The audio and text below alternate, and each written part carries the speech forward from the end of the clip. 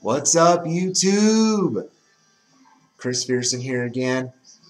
A lot going on in the sports world right now. We got the Olympics. I'm watching them right now live. The Paris free skating. A lot of other stories. But right now, this is the third video from my third bracket projection in our Tracking the Madness series. A lot of big college basketball games have gone over the past week. There's a couple big ones last night. There's a big one tonight. I'm wearing my North Carolina shirt, down with Duke. Duke sucks. Not a fan of them.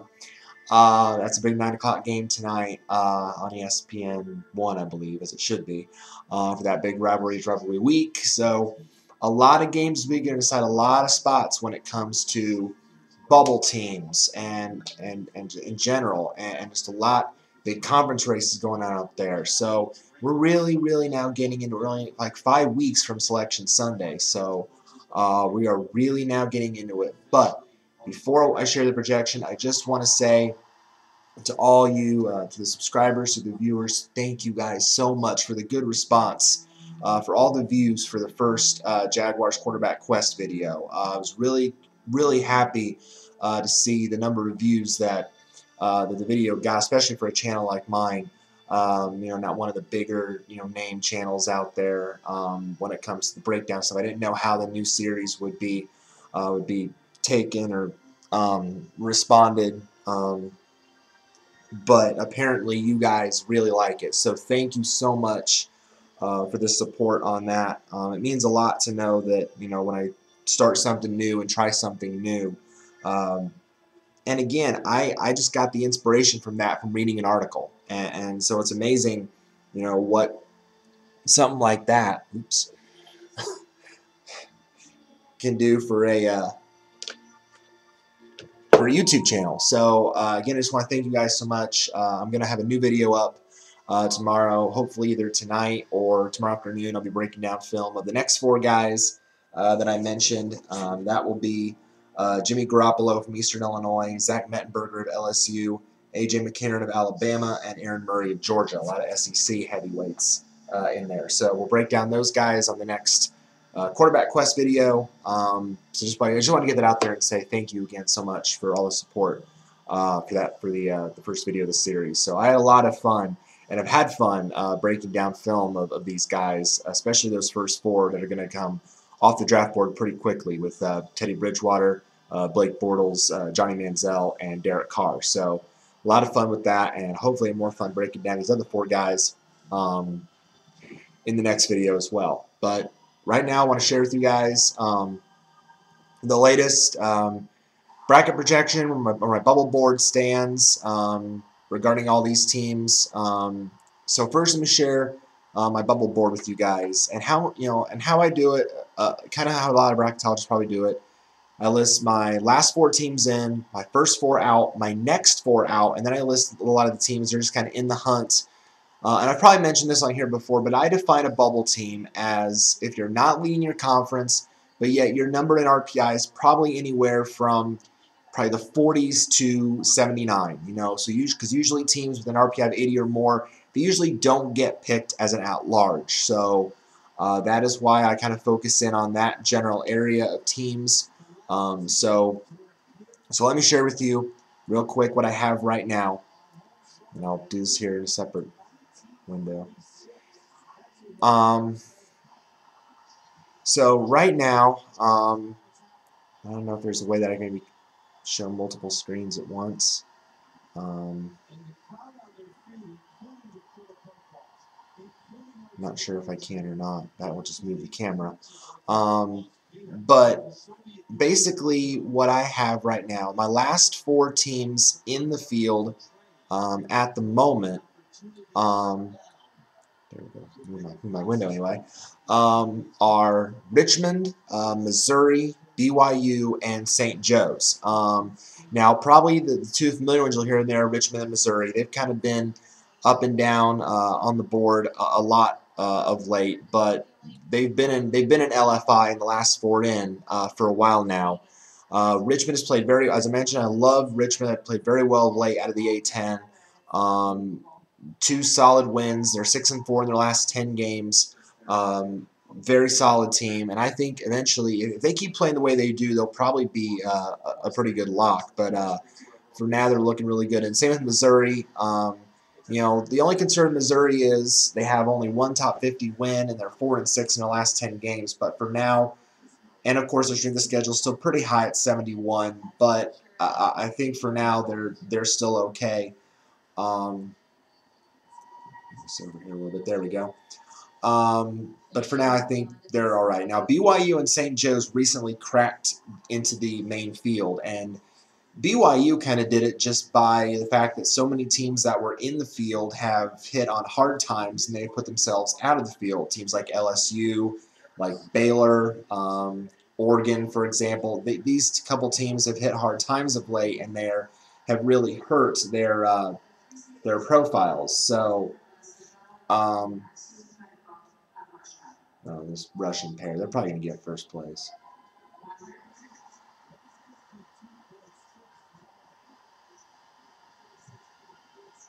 That's got to put them in first. Yep. So, but BYU, 2 top 50 wins. Now, they are 6-5 against the top 100, which is very good. And they come from a smaller conference in the West Coast, and they do have like 4 bad losses on their profile. But again, their numbers, I think, is the reason they're in this position. And their records are 17-9, a 44 RPI, and a 32 strength of schedule. So and it helps the fact that those numbers are so strong, and other teams are kind of falling by the wayside.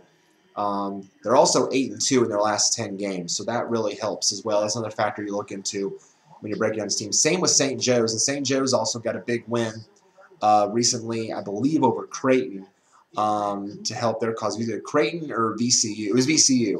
It was St. John's that beat Creighton. It was St. Joe's that knocked off Virginia Commonwealth, VCU, which helped their cause. And they raised their numbers. Their RPI now is at 46, their SOS at 53, 2 top 50 wins, 7-3 in their last 10 games, and a strong road record as well. They are 5-3 in true road games. So, again, a strong factor to look into when you look at St. Joe's resume. So, I like those 2 teams right now. I think they've put themselves in a pretty good position.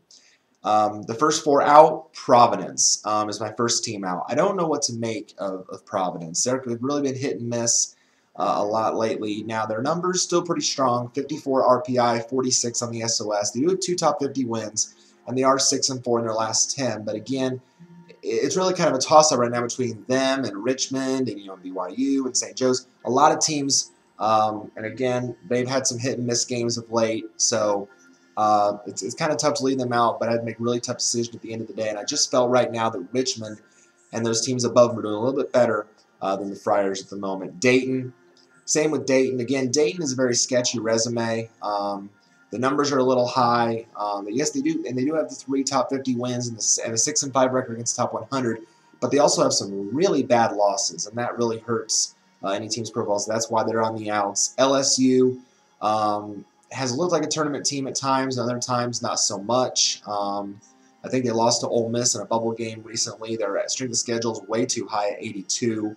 They do have 3 top 50 wins. They're 5 against the top 100, 5-4, and 6-4 in their last 10. But they're also 2-4 in true road games. So that also doesn't help their cause. And then Baylor. Baylor is the last team that I have out. Now, Baylor is helped by the fact that they're playing one of the toughest schedules in the country. They're 7th in strength of schedule, but they're like 2-8 in their conference in the Big 12. They're 3-7 against the top 50. They're 1-4 in true road games. They're 2-8 in their last 10 games. Does not help their cause one bit. So that's why Baylor's on the outs right now. My next 4 out are NC State, Oregon, who's hit the skids of late, St. John's, just skidding up in that bunch now after that win over Creighton, and then St. Mary's, also out of the West Coast.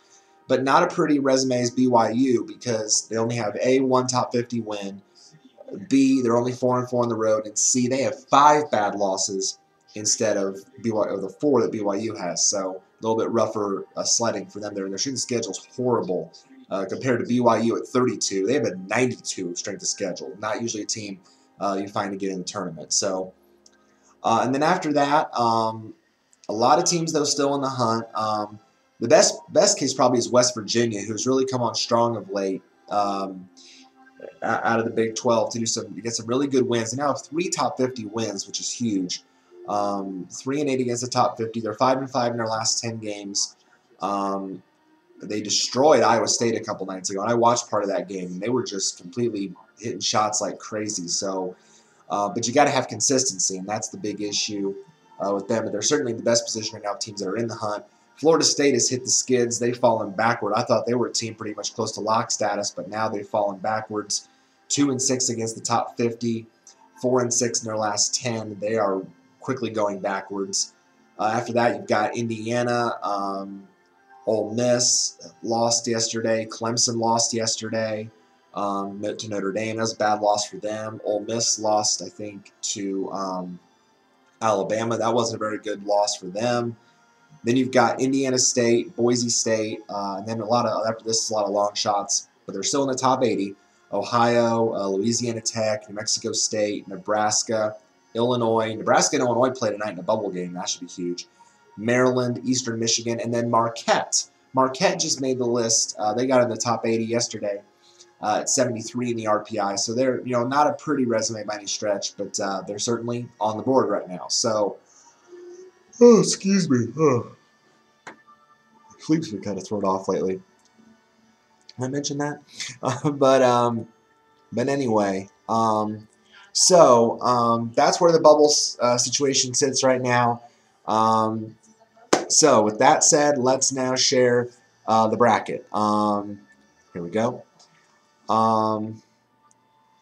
See if I can get the camera position here where it's not too much in the way. There we go. Let's see. Okay.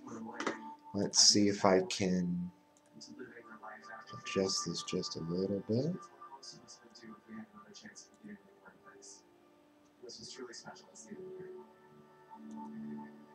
Enable pan and tilt controls first. Adjust the zoom control. I don't know what that means. Oh, there we go. Zoom. Okay. Okay. Hey, there we go. That's a little better. Oop. Don't want the window to close. Okay, there we go. All right. So, aggressive. It's crooked.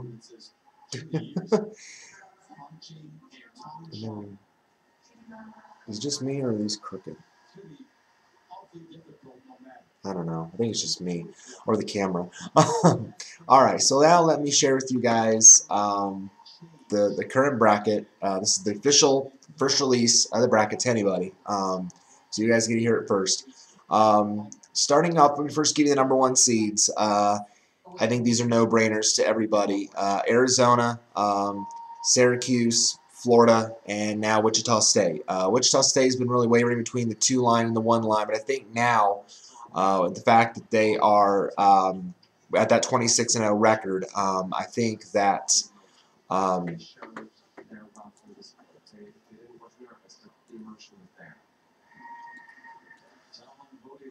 there we go.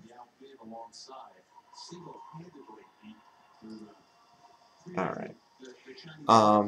I think that now they're setting in a good position. They did have a fight last night, a battle on their hands with Southern Illinois, but I think for the most part they're in a pretty good position. So those are the number 1s. So we'll start out with the West region. The semifinals, of course, would be in Anaheim. Arizona is my overall number 1, just barely over Syracuse, not by much, even though they have a loss. I think they're still a very strong overall team, very well coached, and I have them opening up against Utah Valley, the current leaders of the Western Athletic Conference, the WAC. This would be the first tournament appearance, I think, ever. I think they're a very young program when it comes to basketball. So I think this is the first year in the WAC period. So certainly nice to see a new team leading the way in a conference. My 8-9 matchup, this would be a really juicy one. This would be a battle basically of defense against offense. The number 8 seed VCU, the Rams, who play that havoc style of defense that I just really enjoy watching, up against the 9 seed SMU, the Mustangs, coached by the 73-year-old Larry Brown. You don't think that match would be entertaining, and then having to play potentially Arizona in the next round? That would be very entertaining, at least for me. That'd be a tough one to pick because, Larry Brown, he knows his style. His style of coaching is very well-rounded coaching. He usually prepare for anything. But going up against that Havoc D, that would be a fun challenge. So I really like putting that matchup together there in that region. The 5-12, Iowa out of the Big Ten with Fran McCafferty doing a very nice job turning around the Hawkeye program as the 5 taking on Harvard, who currently still leads the Ivy League. And the funny thing is with the Ivy League, many thought that Harvard would run away with the Ivy League, and yet last week they lost to Yale, their big rival Yale, whose RPI is very high, and that was definitely not a good loss for their resume. So now the Ivy League could be now wide open. It's not Harvard's to win anymore after that loss. So stay tuned. It might not be Harvard in the bracket for very long if they keep losing games to the likes of Yale. Okay. I was trying to go for the drama there. 4-13, Kentucky out of the SEC, my number 4 seed here in the West. I have them taking on the 13 seed, the Bison of North Dakota State, who currently now lead the Summit League. They won a head-to-head battle with IPFW to take over the lead in the Summit League. And their RPI is pretty high, actually. They're a top 50 RPI team. They're at 48, so or 48-47. So that could be a very dangerous game for the Kentucky youngsters if they were not ready to play on that day. The 6-11, Texas out of the Big 12. What a great turnaround job that Rick Barnes has done with that Texas program as well. Great team. Now, I think they have now like 6 top 50 wins now, so that could be a dangerous team. And I have them playing the winner of one of the opening round games of my last 4 teams in. It'd either be Richmond or Missouri. With that first game there, whoever won that game would get to face Texas. So if I had to pick that right now, ooh, that'd be tough. I would say though Missouri, because again they play a defense of their own. We all know it, called the 40 minutes of that style of defense. I'd probably lean Missouri just because the fact that they're a bigger conference and they'd expected to probably beat Richmond. Then you go up to having to play Texas the next game. Ew. 3-14, Creighton out of the Big East. Love watching this Creighton team play, especially with Doug McDermott and and the way that the offense plays. Very entertaining team to watch. I'd have them go up against the Big West champion, the Anteaters of UC Irvine. I mean, hello. I mean, just for the mascots alone, that'd be a fun matchup. Billy Blue Jay going up against Peter the Anteater. Hello. That'd be fun. 7-10 matchup, Gonzaga out of the West Coast. I saw parts of their game against Memphis last week, and that was a very entertaining game to watch as well. It's not often you get to see 2 strong non-conference teams. They were on College Game Day, same day they get to play each other. Especially with 2 well-respected coaches in Josh Pastner of Memphis and Mark Few of Gonzaga. It was a very close game, hard fought throughout, but Memphis did pull it out. But still, Gonzaga, a very good team, and they will be for anyone who takes them on. I have them going up against Stanford out of the Pac-12, so that could be a fun game if those 2 meet up in the first round. And then 2-15, San Diego State, the number 2 seed out of the Mountain West. Lost to Wyoming last night, and that was kind of a shocker because I think that broke like a long winning streak for the Aztecs, and Wyoming was a team that wasn't it is a top 100 loss. It's not necessarily a bad loss for the Aztecs, but certainly not a team they were certainly expected to beat.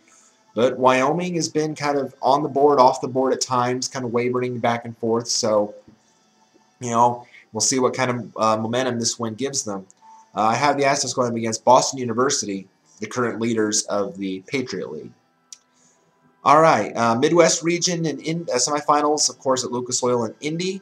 The Shockers, the top seed, the number 1 seed, Wichita State. I would have them taking on the winner of one of the opening round games between Southern, the Jaguars, the leaders out of the SWAC, and VMI, the leaders of the Big South Conference.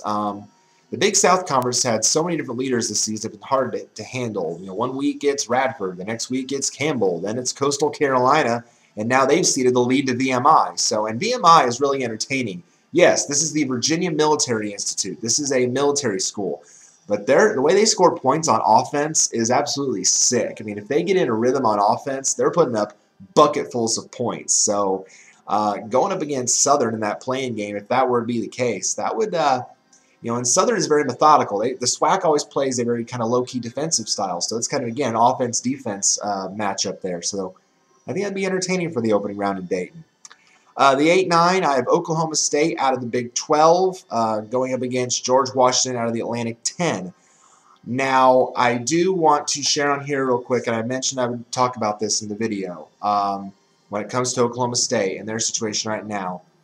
Obviously, unless you've been living under a rock, you know about the whole situation with Marcus Smart. How he has been very much not smart of late, very emotional. There was a game earlier in the year when he kicked the chair or pounded the chair or something when he in a loss, and then we had the game against Texas Tech last week, and not only did the Cowboys lose that game on the road, but apparently when Smart went to block a field goal with like 6 seconds left in the game, he landed close to the front row, and there was a diehard Texas Tech fan named Jeff Orr, and he apparently said something to Smart. Now, there are a couple of different versions there of what was said. Smart claims it was a racial slur. According to the audio that the team provided, he said, "You piece of crap." There were a couple things. We don't know exactly, but take what you will. But what was not right about what we do know, what was not right about the whole thing, was that Smart immediately got up and immediately proceeded to put his 2 hands on the fan and shove Jeff Orr. So obviously that was not a good thing. Got him a technical, and not only that, got him ejected immediately from the game, I believe. And then he got, not only that, then he got suspended for 3 games for the altercation. And Oklahoma State now looks like a completely different team without him. I mean, Texas made them look like an amateur team last night or 2 nights ago, and I watched the game, or at least watched the first half where I thought this game is over. I'm switching games. It was just complete and utter domination by Texas. So clearly for Oklahoma State, the quicker that they get Smart back, the better. But I have to say this regarding that whole situation and Marcus Smart's behavior. You realize how much his draft stock is going to drop? I mean, this is kind of like, for a while, the Johnny Manziel syndrome. This is kind of like when your behavior off the field or off the court is taking precedent over what you do on the court. This is definitely, I think, going to have somewhat of a negative impact. I mean, yes, there's playing with passion and playing with emotion, and then there's just plain stupidity. And when that line gets crossed into plain stupidity, that's when it becomes a polarizing issue that teams in the NBA will want to stay far away from. And even Meta World Peace, who was formerly known as Ron Artest, who has had incidents with fans in the past, even said himself that Marcus Smart can learn from this incident and be a better person because of it. And I hope he can. I'm not going to bash Marcus Smart on this video. I don't want to do that. But what I do want to say is that, you cannot, let me say it again, you cannot let what fans say get the best of you. They're fans. They are there to, to be entertained by what is going on the court. And some, season ticket holders pay ridiculous amounts of money to their school, to their university, to, whatever, and, to see their team play and be entertained by it. Now, so the players' really responsibility is to just go out there, play the game, work hard for their school, and keep the focus on that. Don't, are you going to have some bad nights? Yes. You're going to have nights where things don't go right all the time. You're going to have nights where, you you're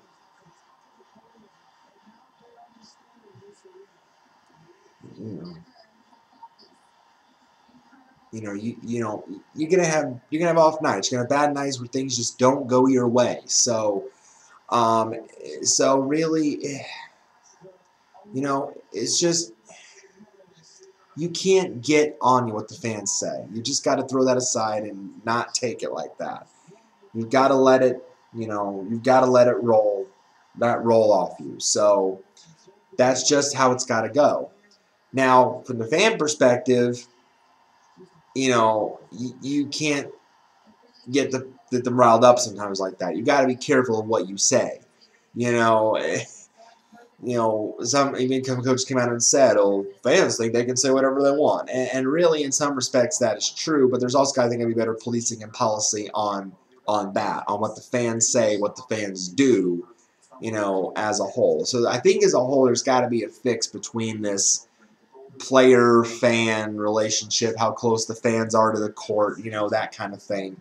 It's just got to be better policing overall, I think, on both sides. So to the Marcus Smarts of the world, I would say pay attention to what goes on the floor, not what happening in the stands, and what people are saying. Don't let that get to you. Don't be that guy, who thinks it's cool to respond to what a fan says. And to the fans out there, I would say, be careful what you say. When it seems, when you think you're going to say something stupid, hold your tongue. Hold your tongue, bite your tongue, pin it to the roof of your mouth, put peanut butter in there. I don't care. Don't say it. Don't say something that you're going to regret later in the day, later in life, whatever. Yes, you can be passionate about your team and about the players and whatever, but don't cross that line. The line is very thin. Just don't cross it, okay? That's what I have to say about that. I had to get that out. I had to share my thoughts on that just regarding Oklahoma State and Marcus Smart and the team now that looks so different without him. They do, seriously. It's that bad. So right now I have him as the 8, playing George Washington the 9 in the Midwest. 5-12 would be a battle of Ohio teams. I have Ohio State as the 5. Even though they lost to Michigan last night, they did play Michigan very hard-fought game at home in a charged-up environment. I would have them taking on Toledo, the 12 seed, the current leaders of the Mid-American Conference, at 20-3. What a job that they have done. And their RPI is pretty high, too. They're in the 30s, like 32, I think. So definitely pretty impressive stuff on their end. And then the 4-13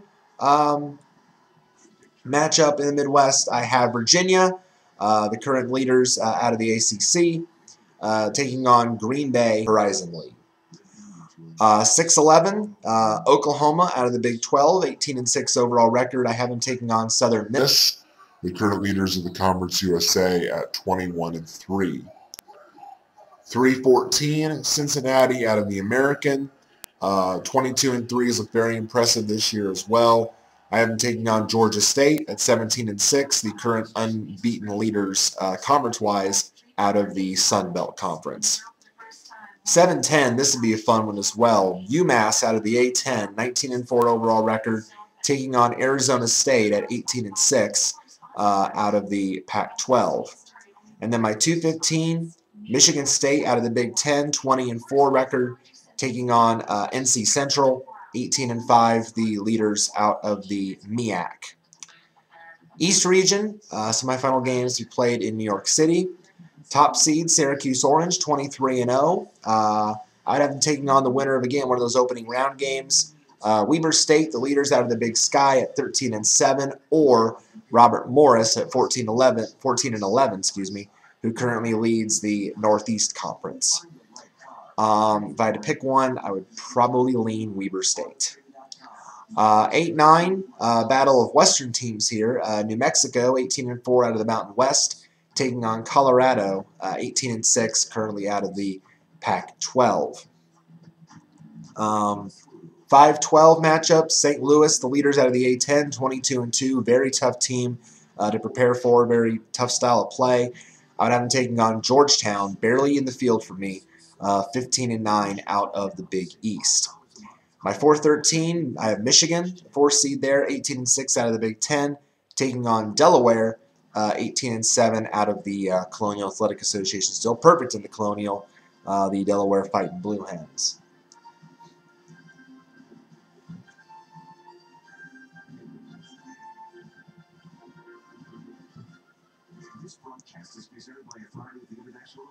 6-11, Pitt out of the ACC at 20-4. I think they're going to be okay for the tourney as well. Taking on Cal, 15-8 out of the Pac-12. Just got back into the top 50 in the RPI.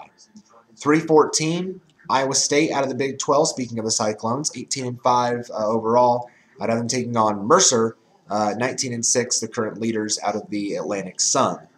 7-10 to be a fun matchup as well. Two good coaches. Again, I mentioned Josh Pastner and Memphis, the Tigers, the 7th seed, 17-5 out of the American, taking on Richard Pitino and Minnesota, 16-8 out of the Big 10. And then the 2-15, Villanova, 21-2, leaders of the Big East. I'd have them taking on Vermont at 15-9, the new leaders of the America East. It was Stony Brook, but they have had a couple losses of late. So now the Catamounts have taken control and now lead the America East. And then in the South region, the last region here, the semifinals in Memphis. Top seed, the Florida Gators, 22-2 out of the SEC. I would have them taking on Davidson, the current leaders of the Southern Conference, currently with a record of 14-11.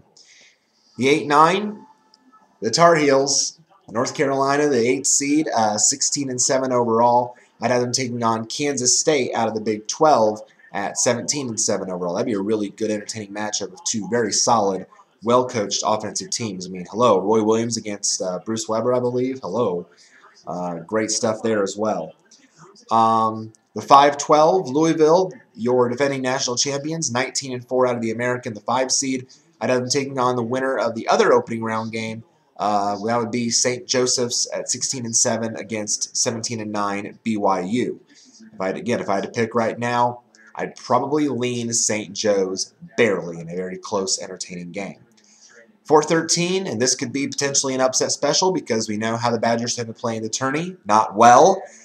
Wisconsin, the 4 seed, 19-5 overall, taking on, though, ever dangerous Belmont, 19-8, your leaders of the Ohio Valley.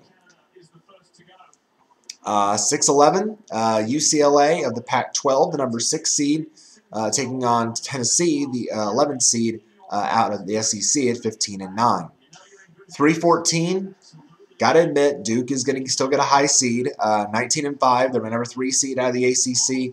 I'd have them taking on Stephen F. Austin, 22-2 overall. Definitely a very strong team and still perfect in the Southland Conference. 7-10 would be a Big East throwback in a way, if you will. Connecticut, 18-5 out of the American, the 7th seed, taking on Xavier, the number 10 seed in the Big East at 17-7. And the 2-15, Kansas, 18-6 out of the Big 12. Some concern with Kansas right now, of course, because the big story there is the injuries to Joel Embiid, how he's going to hold up going forward. I have them taking on Iona. The Gales now have taken the lead in the MAAC conference, the MAC, not being confused with the other MAC. First it was Manhattan, then it was Canisius. Now it's Iona leading by 2 games. So the Gales at 15-8 overall, currently leading that conference as the 15th seed in the South. All right, guys, that's it. That is the recent bracket projection and bubble board standings for the 3rd video of the Tracking the Madness series. Again, if you like what you see, thumbs up the video. Spread the word. Let your friends know how we're shaping up here for the tournament. Again, any comments or questions about teams that are on the board, off the board, not in, where you have teams placed, if yours bracket differs from mine, let me know about it. Share your thoughts either down below or on the channel, and I will try to check as much as possible during the evenings. I usually check my Gmail and to see if any of you replied. So let me know what you think. And tomorrow also, tomorrow afternoon and evening, I will be putting up the 2nd in the series of the Jaguars quarterback quests, breaking down 4 quarterbacks, including 3 from the SEC. It should be a lot of fun and great stuff to go as we inch closer and closer as well, not only to the NCAA tournament, but to the NFL draft. Thank you guys again so much for all the views and support. I really appreciate it. God bless, and we'll see you tomorrow for another edition of the Jaguars quarterback quest. Thanks, guys.